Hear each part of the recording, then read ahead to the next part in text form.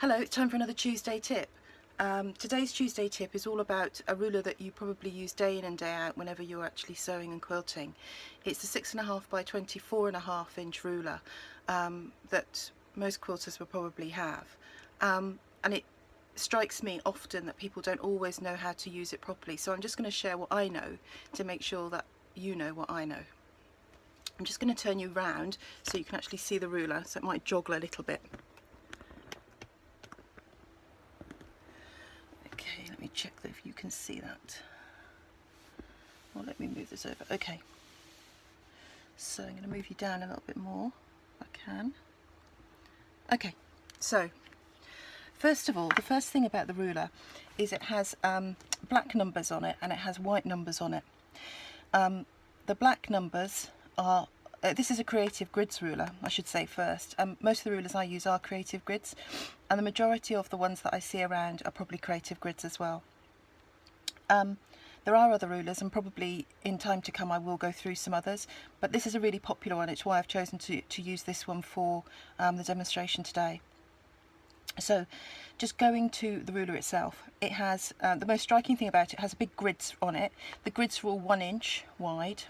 Okay, it has on the back of it, it has like grippy stuff, which is okay, not brilliant, but okay. Okay, it has black numbers and it has white numbers. The white numbers can be viewed one way, and the white numbers are all whole numbers, so 1, 2, 3, 4, 5, or 10, 11, 12, 13, 14. So they're all the whole numbers. So if you're cutting a whole number, they're probably the ones you should use. And then smaller between the whole numbers, you've got halves, so 2.5, 3.5. Okay. If you look at it the other way, the black numbers, so if I turn it around, the black numbers are actually halves. So you've got 1.5, 2.5, 3.5, 4.5. Okay, going across and going up, you've got 10.5, 11.5, 12.5, 13.5, etc. So you can measure, if you were measuring half numbers, and that's what you were looking for, then that's the easiest way to look at the ruler is to actually use the black numbers. Okay. The next thing about the ruler is to notice that around one edge and then way down to the bottom, one edge and way down to the top here, you have a 1/4 inch. So your 1/4 inch mark is from the edge, and it's the dots here. So if you had to cut off or trim off something that was a 1/4 inch, you would put this on the edge of, let's say this was a sewn line and you wanted to trim off the seam allowance to be a 1/4 inch away. You could put this dotted line here on your sewn line and use your rotary cutter here. Okay, not that way obviously, that'd be bad, and it would cut you a 1/4 inch.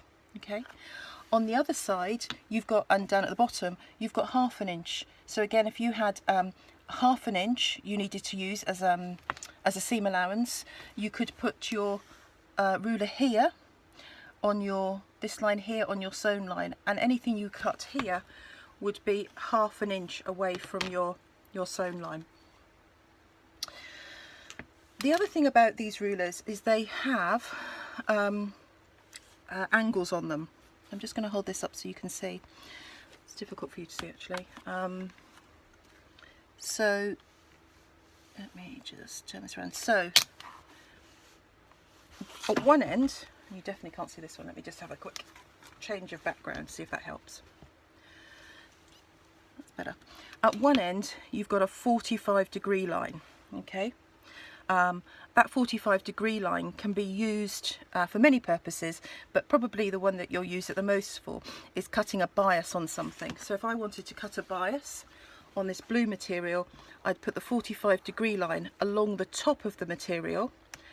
I'd cut here, and then everything would be in 2 parts. Then everything I cut off the bias line, which would be like this now, everything I cut from there would be on the bias. Okay. At the other end you've got 2 lines. You've got a 30-60 degree line, so it's, the angle is 30 degrees here and 60 degrees here, and then in black here you have another 45-degree line, and it's only black here so that you've got a contrast between the 45 that's down at the other end. So if you were working on a lighter colour fabric, you'd probably use this one. If you're working on a darker colour fabric, you'd use that one. These angles, in particular the 30 to 60 degree angle, are really useful for cutting different pieces out. In particular, if I'm looking to cut bunting, I use this 30 to 60 degree line. I'm going to show you that in a moment. The other thing I wanted to point out is the ruler does have a nice middle section, so you can actually centre up elements and cut from them. You also have a hole at the top here to hang it up from. Okay, as I say, the back is sort of grippy. It's not super grippy, and if you wanted it to be more grippy, then using handy grips from Handy Quilter, they're the best ones that I've found, and they're like clear sandpaper.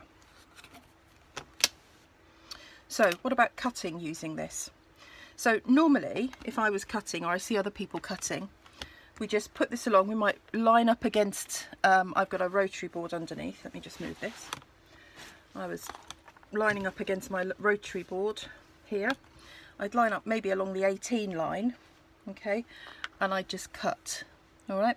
And then if I wanted to take a piece, if I wanted, for example, to cut a 2-inch strip from here, I'd maybe trim it along here, okay, to get my 15 along the 15 line, and then I'd move my ruler over to the 17 line and cut again, and that would give me my exact 2-inch. But all I'm using the ruler for in that case is just to be like a school ruler, to be honest.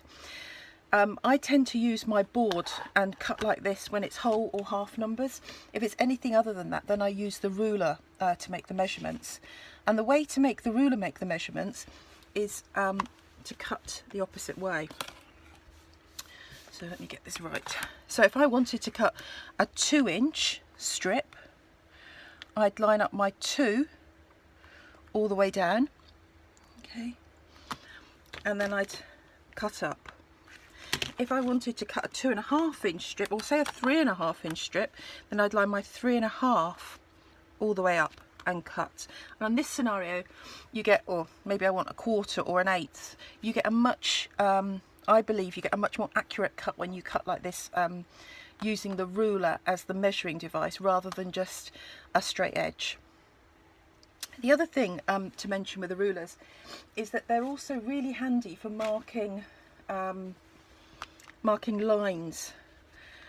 So I might want to, for example, I might be making a bag and I might want to mark, I'm not sure I could do this with this ruler, I might want to mark, I'll do it this way, okay, but I can use this end of the ruler as well, okay. I might want to mark 2.5 inches down, I'll say 2 inches down, okay, and I can just put the 2 along the top, and I can mark here my 2.5-inch line. Then what I might want to do is I might want to, do you remember a couple of weeks ago we put we did a box in, we put a zipped pocket into a lining, and we had to draw a box to do that, and we had to do a box that had a half an inch depth. So I've got my original line here. What I can do now is I can just draw my second line here. I've put it on the 1/2 inch there, the black one, the 1/2 inch, and that will be exactly 1/2 inch depth. It will be 2 inches down and 1/2 inch. There's lots you can do with a ruler. You can also use it down the way, so you might have let's do it this way. So you might actually want to measure 4 inches, and I can use this top bit of the ruler. If I don't have a very large area, I can just use this top bit. So all edges of the ruler can be used. So don't just use your ruler for cutting, using it to cut, using the rotary board and just cutting. There's lots more you can do with the ruler.